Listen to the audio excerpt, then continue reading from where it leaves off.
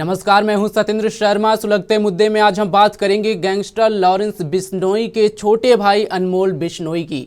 America से आज भारत लाया जा रहा है। अनमोल कई गंभीर अपराधों में आरोपी है। उसके गुनाहों की फेहरिस्त काफी लंबी है। उसकी गिरफ्तारी और भारत प्रत्यर्पण को जांच एजेंसियों के लिए एक बड़ी सफलता मानी जा रही है।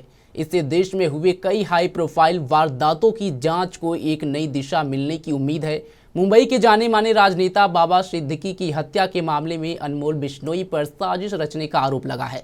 सुरक्षा एजेंसियां भारत लाकर इस मामले में और अधिक जानकारी हासिल करने की कोशिश करेंगी। बाबा सिद्दीकी की मुंबई में उनके बेटे के दफ्तर के बाहर सरेआम गोली मारकर हत्या कर दी गई थी। इस मामले में पकड़े गए शूटरों में अनमोल के नाम का खुलासा हुआ था। राजस्थान में भी अनमोल के खिलाफ 18 से ज़्यादा केस दर्ज हैं।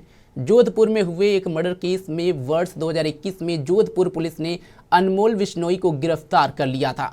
कुछ महीनों तक जेल में रहने के बाद 7 अक्टूबर 2021 को वह जमानत पर छूट गया। जोधपुर जेल से छूटते ही अनमोल को लगा कि राजस्थान पुलिस अब उस पर शिकंजा कसने वाली है। ऐसे में फर्जी पासपोर्ट के जरिए अनमोल विदेश भाग गया। इस मामले पर बात करने के लिए हमारे साथ जुड़ चुके हैं पूर्व एसीपी अजय सिंह जी।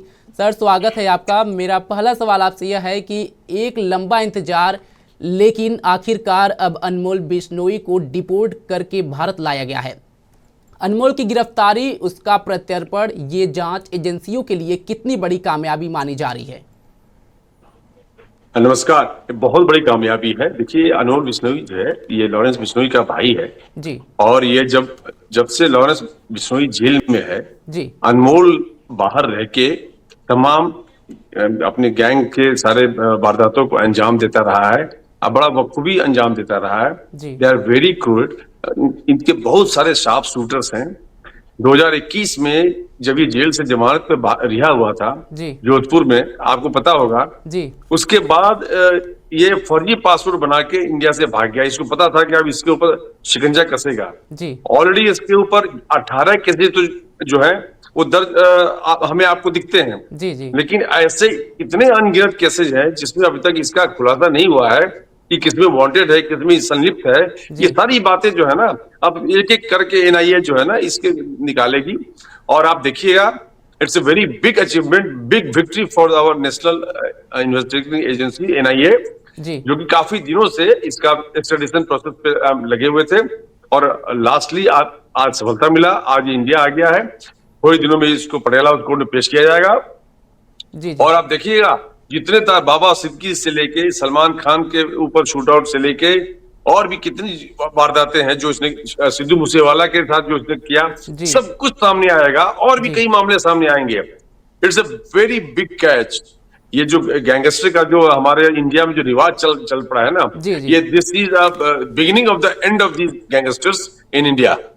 लेकिन ऐसे मामलों में जो हमारे जो गैंगस्टर होते हैं किस तरह बच करके विदेश भाग जाते हैं, इस पर भी तो बड़े सवाल उठते हैं कि जब जेल से वो छूटा, अचानक अपना पासपोर्ट चेंज किया, पासपोर्ट में नाम उसने अपना भानु लिखवाया, उसके बाद वो अमेरिका भाग गया जांच एजेंसियों से बचते हुए। तो ये सारे जो मामले सामने निकल के आते हैं, उस वक्त जांच एजेंसियां क्या करती हैं, ये भी तो सवाल खड़े होते हैं कि कैसे जो गैंगस्टर हैं या बड़े बड़े जो गुंडे होते हैं वो देश छोड़कर भाग जाते हैं। देखिए, इसमें कानून की प्रक्रिया जो है हमारे पास, हमारा जो कानून है, हमारे कोर्ट्स हैं, कोर्ट्स में जो है ना ह्यूमन राइट्स आ जाता है जी गैंगस्टर्स का। और जो दलील दी जाती है कोर्ट में कि इस तरह इतने दिन हो गए, हमारा भी ह्यूमन राइट्स है, कोई वांटेड नहीं है, हमें जमानत पे छोड़ दिया जाए। घर में अपने बड़े बुजुर्गों की बीमारी का बहाना लगा लेते हैं, तब खुद की तबीयत खराब का बहाना लगा लेते हैं। बाय हुक और by crook they want to come out of the jail. And court के पास भी जब सारी बातें देख लेती है तो कोई चाह नहीं रहता कि जमानत पे आ जाते हैं। इनका सोल पर्पस रहता है जमानत पे आना, उसके बाद अगेन वही काम वारदात करना और जनता की आंखों में, छोड़िए पुलिस की आंखों में, एजेंसीज की आंखों में धूल झोंक कर फरार होना, क्योंकि पता है उनको पुलिस छोड़ेगी नहीं अगर ये रहेंगे तो। सवाल ये है ना कि कोर्ट में जब इनकी जमानत होती है, मैं आपके माध्यम से बोलना चाहूंगा कि ऐसे लोगों के ऊपर इतनी सख्ती वाला ऑर्डर होना चाहिए कोर्ट से, इतने सारे कंडीशंस हो जाने चाहिए ना कि आदमी हिल न सके। जैसे कि एवरी सेकंड डे जहां रहता है ये, जो इसका डिक्लेयर एड्रेस है, वहां पे ये शाम को थाने में जाके अपनी हाजिरी लगाएगा। जी अगर इसको ऐसे करके बांध दिया जाए ना, जी जी he will not leave the police station without informing the local police, but so many things are there, हम कर सकते हैं। इस मामले में आई एम नॉट श्योर कि ऐसा कुछ हुआ है कि नहीं हुआ है, जी लेकिन बांधने के बड़े बड़े तरीके हैं।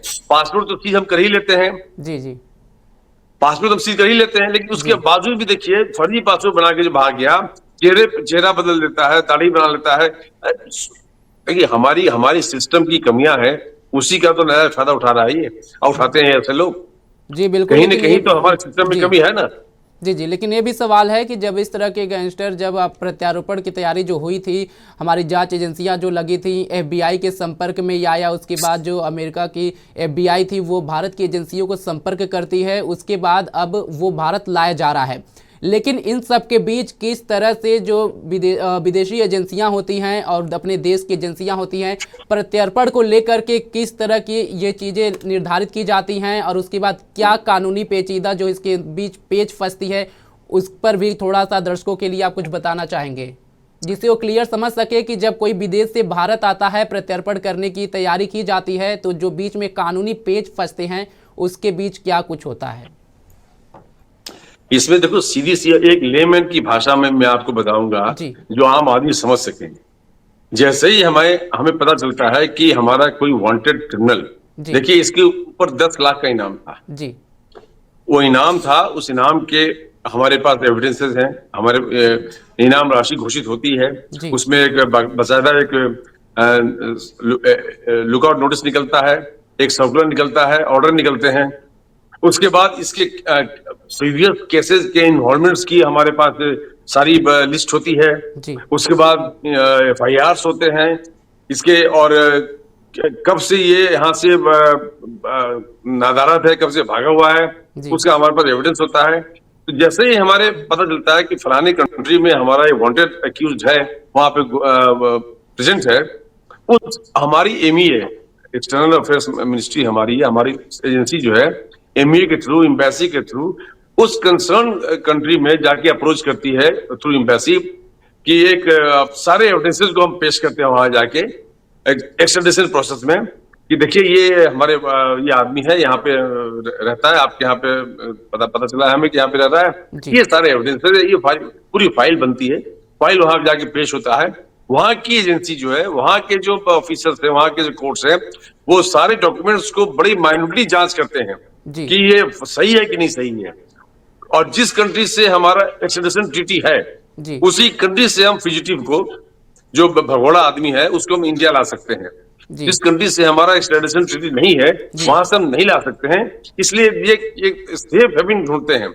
लेकिन इसकी बदकिस्मती क्या है, ये अमेरिका चला गया, जी इसको पता नहीं होगा या पता था भी, आई डोंट नो, कि अमेरिका से हमारे पास ट्रीटी है, और अमेरिका इस मामले में हमें काफी मदद किया पहले भी, और करता रहा है।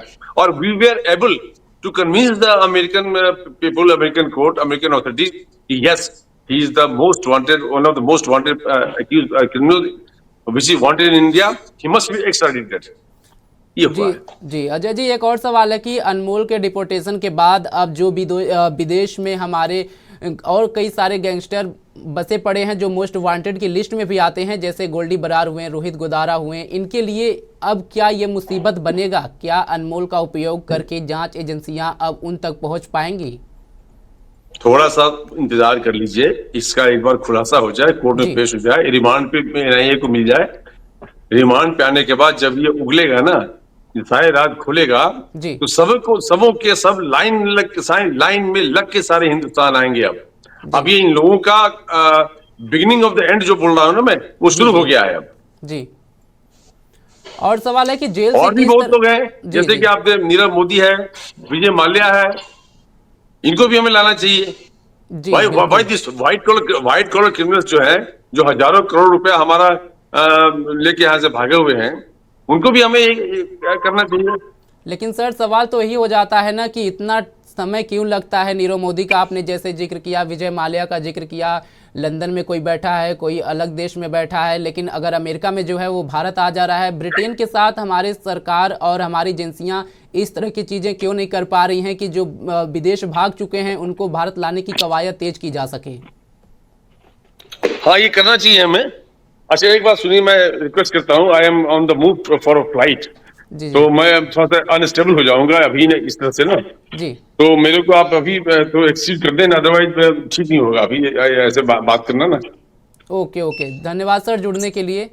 फिलहाल हम थैंक आपको यू। बता दें कि अनमोल बिश्नोई पर हत्या की साजिश, रंगदारी जैसे कई आरोप हैं। ऐसे में पूछताछ में क्या क्या खुलासे हो सकते हैं और एजेंसियां कितने दिनों की रिमांड मांग सकती हैं, ये तो फिलहाल आने वाला समय ही बताएगा।